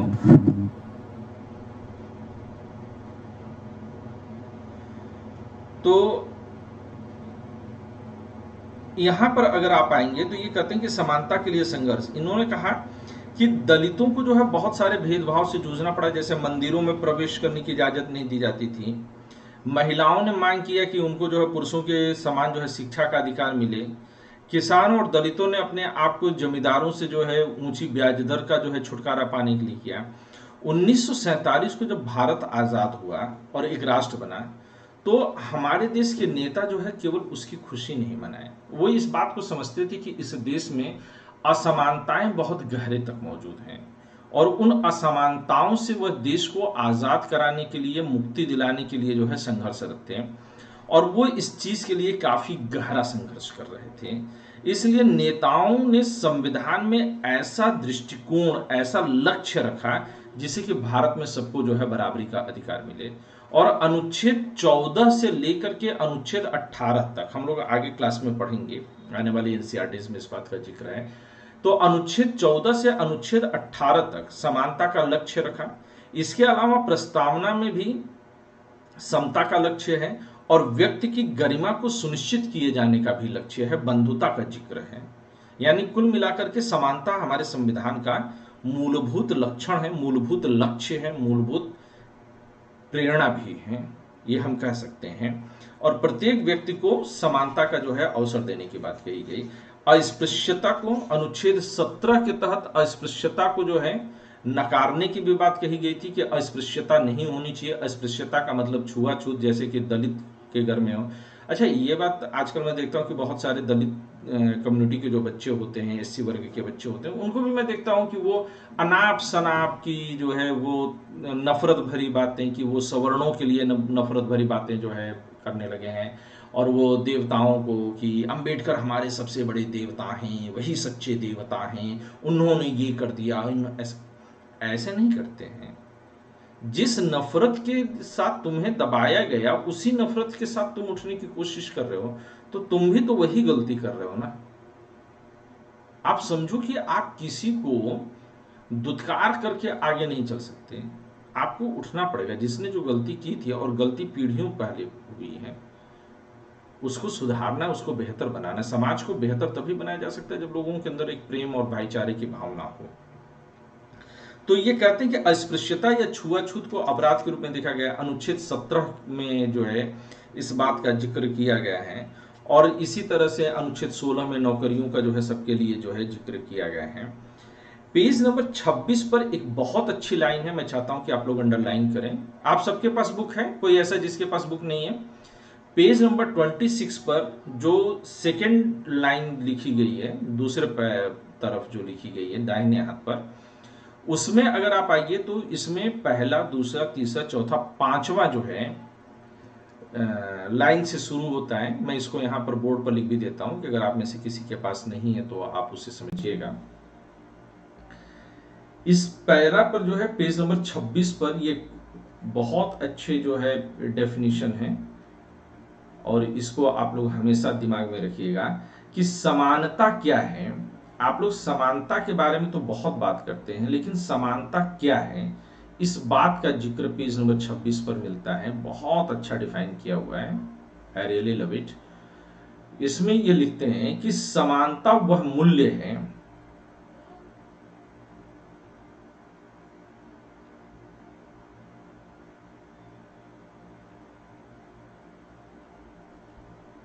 समानता वह मूल्य है जिसके लिए हमें निरंतर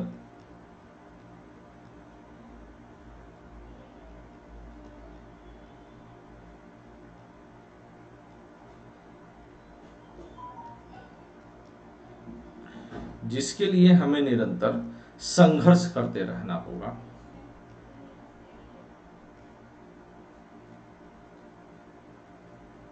जिसके लिए हमें निरंतर संघर्ष करते रहना होगा। तो ये काफी जो है अच्छा है। तो ये कहते हैं कि ऐसा नहीं है कि समानता, एक तो समानता को इसमें उन्होंने मूल्य बताया है कि एक वैल्यू है, और दूसरी एक चीज ये है कि समानता कोई ऐसी चीज नहीं है।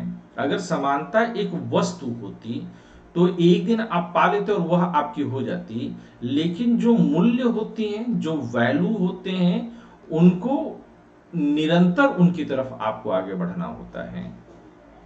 और इनको बनाए रखना भी एक बड़ी जिम्मेदारी होती है।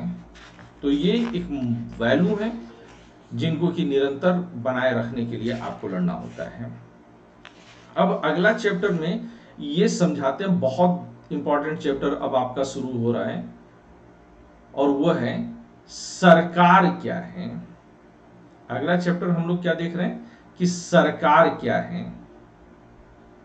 तो सरकार को डिफाइन किया है, ये जल्दी इसके हम लोग सरकार सरकार बोलते हैं, लेकिन सरकार शब्द से हमारा मतलब क्या है।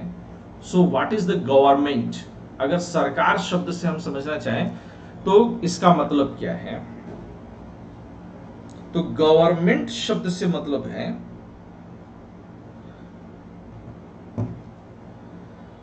कि मैं अगर जो है कहना चाहूं तो मैं किस तरह से सरकार शब्द को डिफाइन कर सकता हूं।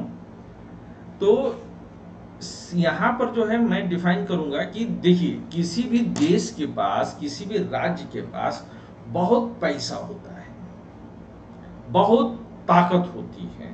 अगर किसी के पास, जैसे कि किसी के पास बहुत पैसा है तो कितना पैसा होगा भाई। हमारे देश के पास, एक राज्य के पास इतना पैसा होता है कि वो घोटाला करते करते जो है जीरो गिनना लोग जो है कंफ्यूज कर जाते हैं। इतने का तो घोटाला होता है हमारे देश में। हमारे देश में जो है पता चलता है कि एक एक विधायक जो है 20-20 करोड़ रुपए में, 50-50 करोड़ रुपए में, 80-80 करोड़ रुपए में हमारे यहाँ विधायक बिक रहा है। हमारे यहाँ विधायक ही देखे जाए तो काफी बड़ी मात्रा में विधायक हमारे पूरे देश में मौजूद हैं। सांसद बिक रहे हैं, नेता बिक रहे हैं। तो केवल आजकल तो विधायक घोटाला ही अगर हम कहें तो इस देश में जो है शायद आजादी के बाद से इतना बड़ा घोटाला तो शायद ही कभी हुआ हो। मैं आरोप नहीं दे रहा हूं किसी के ऊपर, पर जो भी सही हो गलत हो, लेकिन विधायक घोटाला तो बहुत बड़ा घोटाला है। और ये सारी जाहिर सी बात है कि राज्य के पैसे से खरीदे जाते हैं। तो राज्य के पास इसी तरह से हथियार भी है। कोई बहुत बड़ा गुंडा होता है तो 2-4 AK-47 रखा होगा और छिपा करके रखता है, पुलिस वालों से डरता है। देश के पास बड़ी बड़ी मिसाइल्स हैं, बड़े बड़े टैंक्स हैं, फाइटर प्लेन्स हैं, और उनको वो छिपा करके नहीं रखता है, वो 26 जनवरी को पूरा परेड कराता है। तो कहते हैं कि सरकार के पास मौजूद शक्तियां और संसाधनों का वास्तविक प्रयोग जो होता है वो सरकार ही करती है। अब आपने कभी जो है भारत माता को 4 शेरों पर सवार होकर के, वो सफेद रंग की साड़ी पहन करके, सोने का मुकुट लगाए हुए, हाथ में तिरंगा पहने हुए, 4 शेरों के रथ पर सवार होकर के आते हुए देखा नहीं होगा कि आकर के जो है वो पूछें कभी कि अरे मोदी बेटा जरा 50 रुपए देना, मेरा गोलगप्पे खाने का मन है। अरे मोदी बेटा जरा ये जो गरीब लोग हैं इनके लिए जो है स्कूल खुलवा दो, अरे मोदी बेटा जरा ये करा दो। अब मोदी जी क्या करते हैं, वो गरीबों के लिए स्कूल खुलवाते हैं, कि मोदी जी जो है अस्पताल खुलवाते हैं, कि मोदी जी विधायक खरीद लेते हैं, कि मोदी जी अपने जो है अडानी को, या मतलब जैसा उनके ऊपर आरोप लगाया जाता है कि उनको जो है सारा पैसा दे देते हैं, या फिर मोदी जी जो है बड़े बड़े हथियार खरीदने में बिजी हैं। तो मोदी जी क्या करते हैं, ये मोदी जी की मर्जी है, मोदी सरकार की मर्जी है, भारत माता उसमें हस्तक्षेप नहीं करती हैं। यानी कि देश के पास जो पैसा है उसका वास्तविक उपभोग करता मोदी जी है। इसी तरह से देश के पास जो हथियार है उसका प्रयोग कैसे होगा, क्या उसका प्रयोग जो है केवल पाकिस्तान के खिलाफ होगा, चीन के खिलाफ नहीं होगा। क्या भारत माता ने आकर के कहा कि बेटा चीन को मत बोलना कुछ, पाकिस्तान को जो है ना भी बोले तो उसको 2-4 थप्पड़ रसीद दो। क्या भारत माता ने ऐसा बोला? नहीं, it is the government who is deciding the policies. तो आप लोग लिख सकते हैं कि फिर सरकार क्या है। तो यहां पर ये मेरी डेफिनेशन है, मैंने इस चीज को मौजूद किया है कि राज्य के पास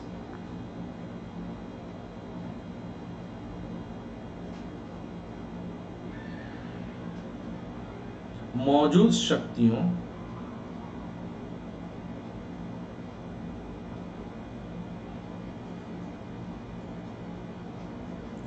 और संसाधनों का वास्तविक उपभोग करता है,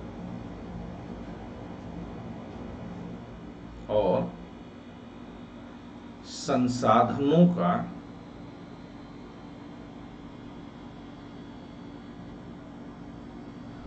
वास्तविक उपभोगकर्ता,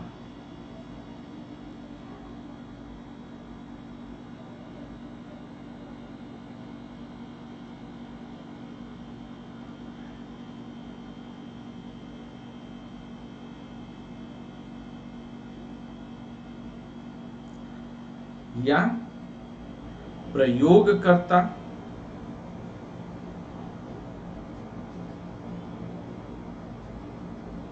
सरकार ही है। तो सरकार क्या है, ये बात यहां से आपको जो है क्लियर हो जानी चाहिए। सरकार को ये डेफिनेशन जो है भाई आशीष सर लिख लीजिए, आप एग्जाम में बिल्कुल दे सकते हैं, नाम बिना दिए हुए पर चलेगा, ठीक है।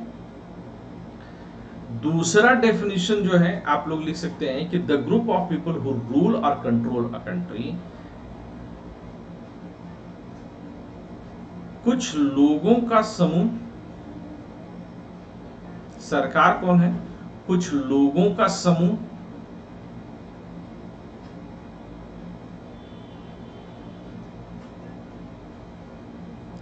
जो किसी देश को नियंत्रित या शासित करते हैं या उस पर शासन करते हैं, नियंत्रित करते हैं या उस पर शासन करते हैं।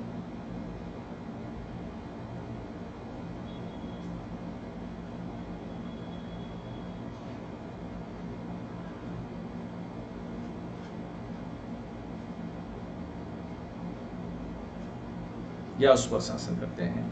The activity a method of controlling a country, सरकार क्या है? एक और परिभाषा लिखिए कि the activity a method of controlling a country, किसी देश को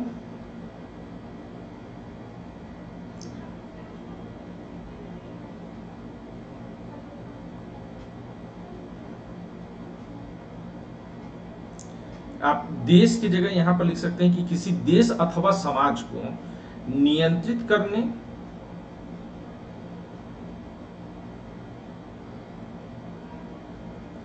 की विधि अथवा क्रिया।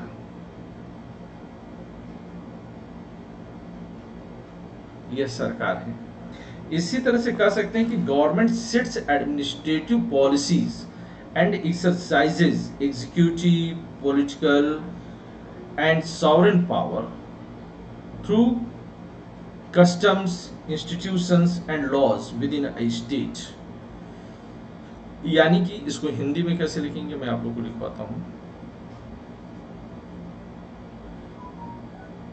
कि सरकार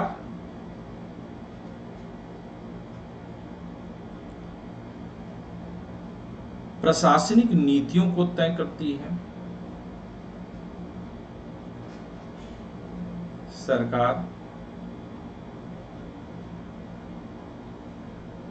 प्रशासनिक नीतियों को तय करती है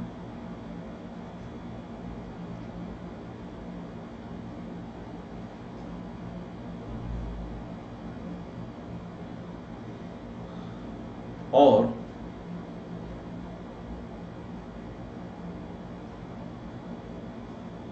राज्य की सीमा के भीतर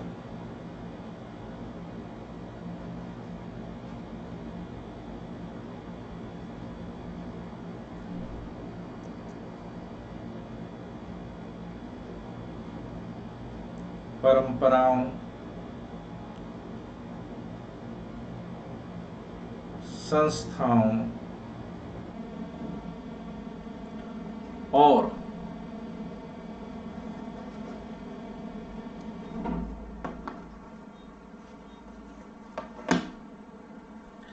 कानूनों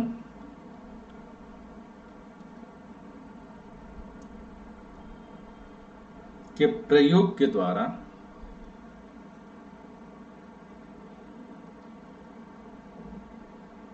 कानूनों के, ये सब मेंशन कर लीजिएगा, सीधे एनसीईआरटी में नहीं दिया है। कानूनों के प्रयोग के द्वारा राजनीतिक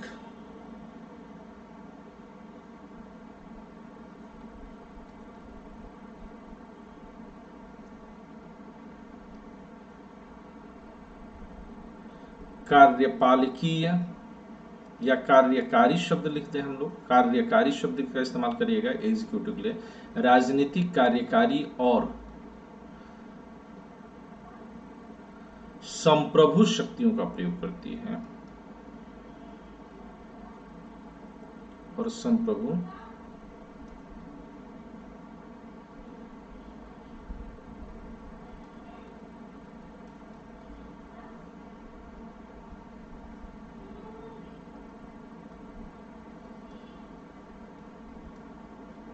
शक्तियों का प्रयोग करती है। तो ये जो है सरकार है, यानी कुल मिलाकर के सरकार जो है किसी देश का भाग्य विधाता होती है, वही देश के जो है तमाम नियमों को तय करती है और उस देश को चलाती है, व्यवहारिक रूप से वही होती है। ठीक है, चाहे वो राजतंत्रीय सरकार हो, चाहे वहां पर लोकतंत्रीय सरकार हो। ये इस चीज को बताते हैं कि सरकार का काम क्या क्या है। इस बात को लिखते हैं कि सरकार कई तरह के काम करती है, जैसे सड़क और स्कूल कहाँ बनाएं, बहुत ज़्यादा महंगाई हो जाने पर चीज़ों के दाम कैसे घटाएं, बिजली की आपूर्ति कैसे बढ़ाएं। सरकार सामाजिक मुद्दों पर भी कार्यवाही करती है, यानी कि पहला काम तो प्रशासकीय हो गया, दूसरा काम जो है वो सामाजिक कार्य हो गए, जैसे कि गरीबी को कम करना, छुआछूत को कम करना। इसी तरह से सरकार देश की सीमाओं की सुरक्षा भी करती है, अन्य देशों के साथ शांतिपूर्ण संबंध भी बनाने की कोशिश करती है। वह देश के नागरिकों को पर्याप्त भोजन और अच्छा स्वास्थ्य भी उपलब्ध कराने का काम करती है। जब प्राकृतिक विपदाएं आ जाती हैं, जैसे बाढ़ हो गया, भूकंप हो गया, सूखा हो गया, तो उस समय जो है सरकार पीड़ित लोगों की सहायता करती है। कोविड में भी जो है सरकार जो है सहायता की है। तो अगर कहीं अपराध है तो उससे निपटने के लिए न्यायालय भी बनते हैं, न्यायालय भी यहाँ पर सरकार का अंग ही होते हैं।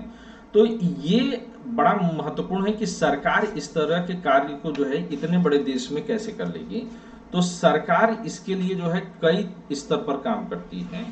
अब यहीं पर एक प्रश्न उठता है कि सरकार जो है सरकार कैसे करती है। तो कई स्तर पर सरकार का ढांचा होता है, एक व्यक्ति सरकार नहीं होता है, पूरा एक तंत्र, पूरा एक सिस्टम होता है। और वो सिस्टम ही जो है, आप इसमें देखिए तो कहीं इनकम टैक्स डिपार्टमेंट है, तो कहीं रेलवे डिपार्टमेंट है, तो कहीं इलेक्ट्रिसिटी डिपार्टमेंट है, तो कहीं पर कानून बनाने के लिए संसद है, विधानसभा है, तो कहीं पर जो है राष्ट्रपति हैं, राज्यपाल हैं, प्रधानमंत्री हैं, मंत्री हैं, IAS है, PCS है।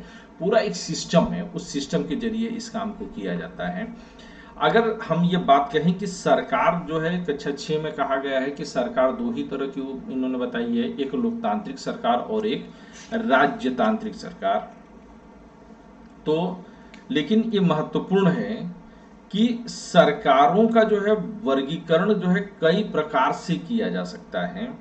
अगर मुझे इस काम को दिया जाए तो मैं सरकारों का वर्गीकरण कई आधार पर करना पसंद करूंगा, पर वो आगे चल करके कभी करेंगे। मैं एक जैसे आपको ग्लिम्प्स देने की कोशिश करूं, एक झलक देने की कोशिश करूं, तो सरकारों का वर्गीकरण कई आधार पर हो सकता है। चूंकि ये क्लास 6 है, तो ये जो है काफी इंपॉर्टेंट हो जाता है।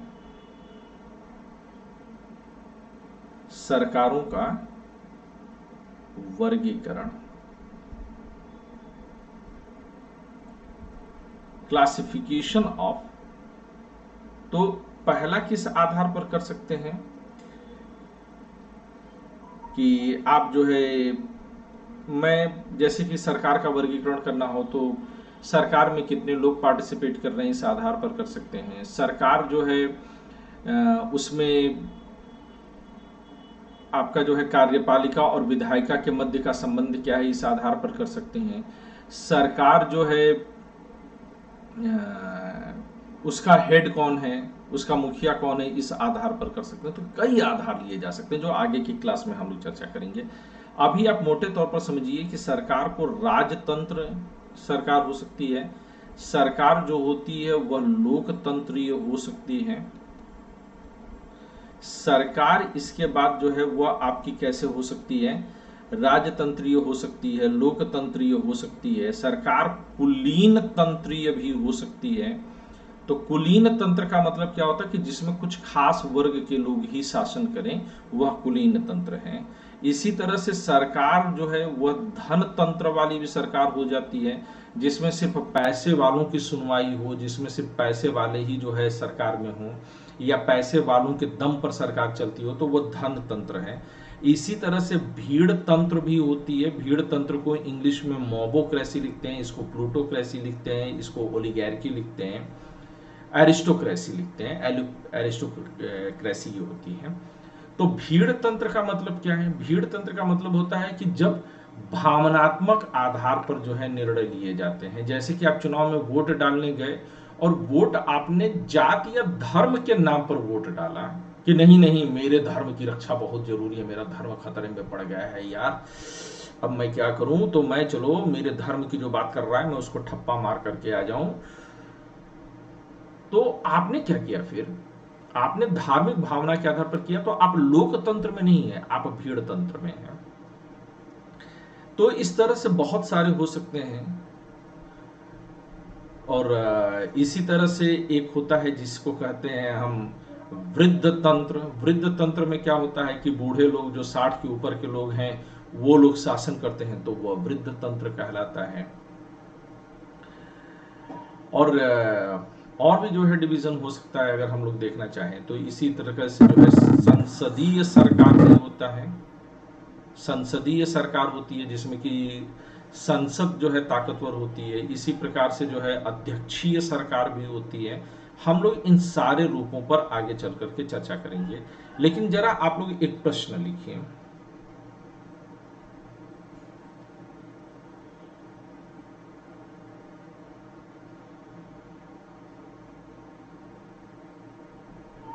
प्रश्न लिखिए। पेज नंबर 36 पर जो है ये प्रश्न दिया हुआ है, आप लोग इसको ले लीजिए। पेज नंबर 36 पर है। इसमें लिखा है, पेज नंबर 36 आप सबको मिल गया। लिखा हुआ कि लोकतंत्र में लोगों की भागीदारी उन निर्णयों को लेने में महत्वपूर्ण है।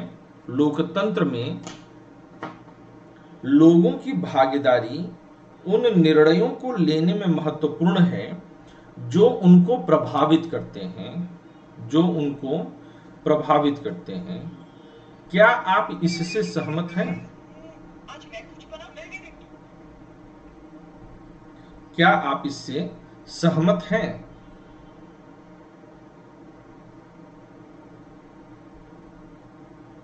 ये प्रश्न जो है आप लोगों को लिखना है। कितने शब्दों में लिखना है? 250 शब्दों में।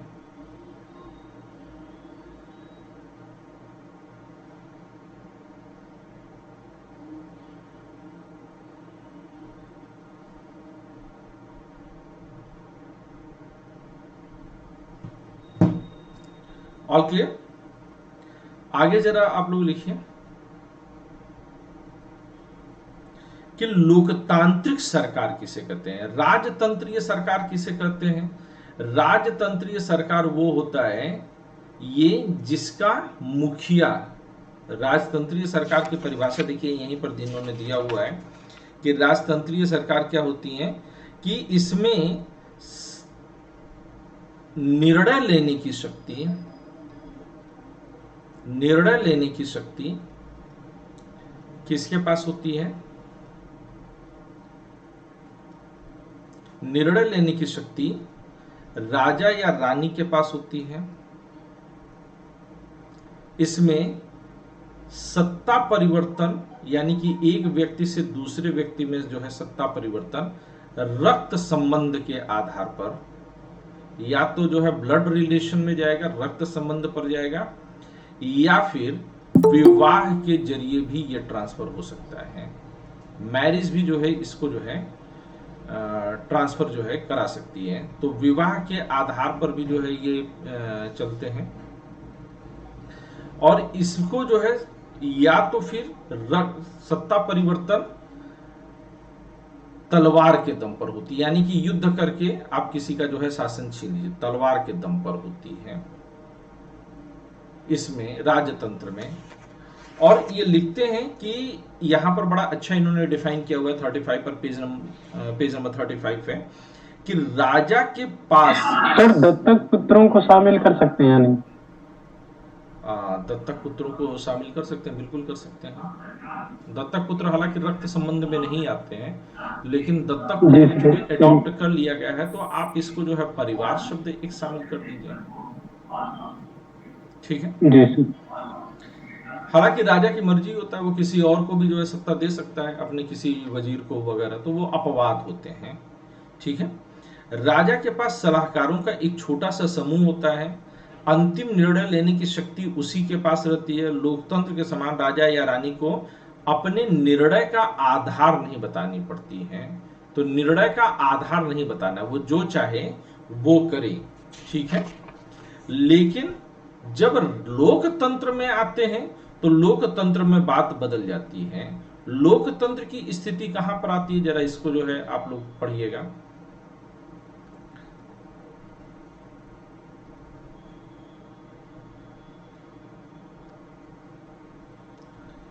लोकतंत्र में क्या होता है, तो लोकतंत्र को प्रायः बहुमत का शासन कहा जाता है। यह बात गलत है, आप ये चीज हमेशा ध्यान में रखिएगा कि लोकतंत्र बहुमत का शासन नहीं होता है ना। ये अवधारणा पूरी तरह से गलत है। लोकतंत्र का फिर वास्तविक मतलब क्या होता है, यानी कि rule of majority, it is not the democracy. अगर रूल ऑफ द मेजॉरिटी कहेंगे तो मतलब कि इसको जो है बहुसंख्यक का शासन, बहुमत का शासन क्या होता है, तब ये बहुसंख्यक का शासन होता है। और बहुसंख्यक का शासन मतलब कि जिसकी भी संख्या ज्यादा हो जाएगी वो शासन करे।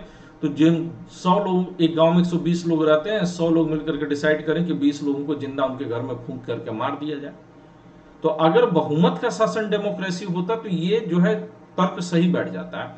इसीलिए कई बार जो है आजकल जो है कहते हैं कि मेजॉरिटेरियन गवर्नमेंट चल रही है, मेजॉरिटेरियन गवर्नमेंट चल रही है। ये कि हम जो है फलाना फिल्म को बाइकआउट कर देंगे। आजकल का पूरा यूथ की जो है देशभक्ति किसमें है कि हम फिल्म बाइकआउट कर देंगे, और अंदर से उसको एहसास होता है कि वो बहुत धार्मिक, बहुत देशभक्त किस्म का है।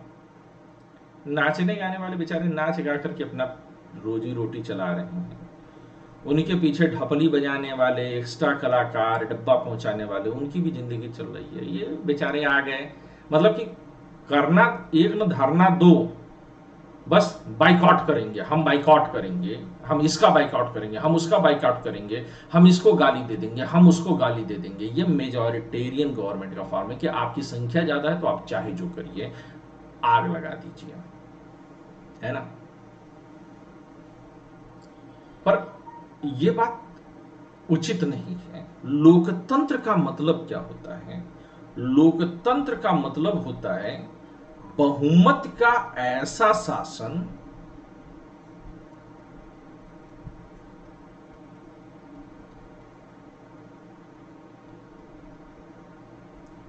जिसमें अल्पमत के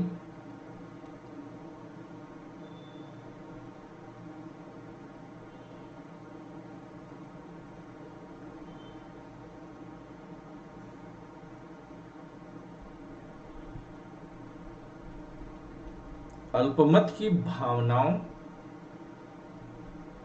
और हितों का ख्याल रखा जाए।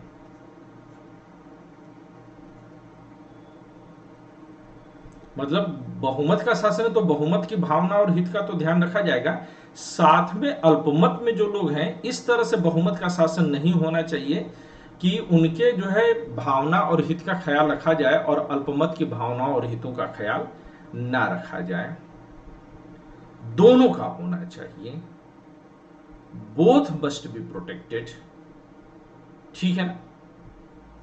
तो ये जो है बहुमत का शासन है। बहुमत का शासन क्या होता है, जिसमें अल्पमत की भावनाओं और हितों का ध्यान रखा जाए। इसलिए अगर मैं लोकतंत्र को डिफाइन करूं तो मैं ये बोलता हूं कि यह लोगों का शासन है, लोगों का शासन है, रूल ऑफ पीपल,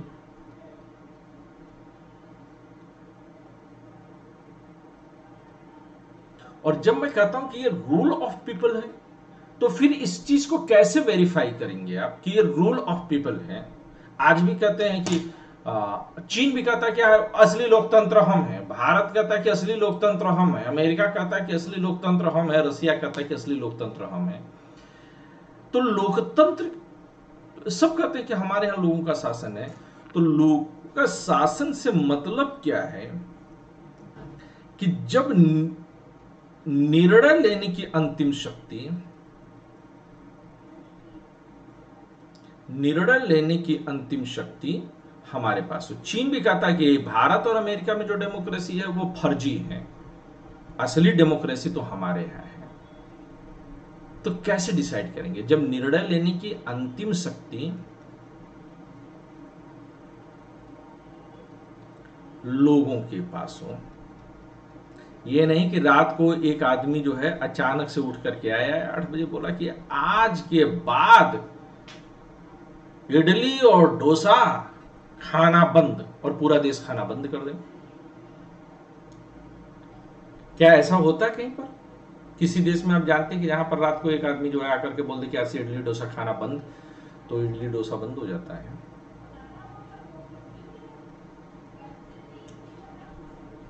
आपने कभी ऐसा कुछ देखा है?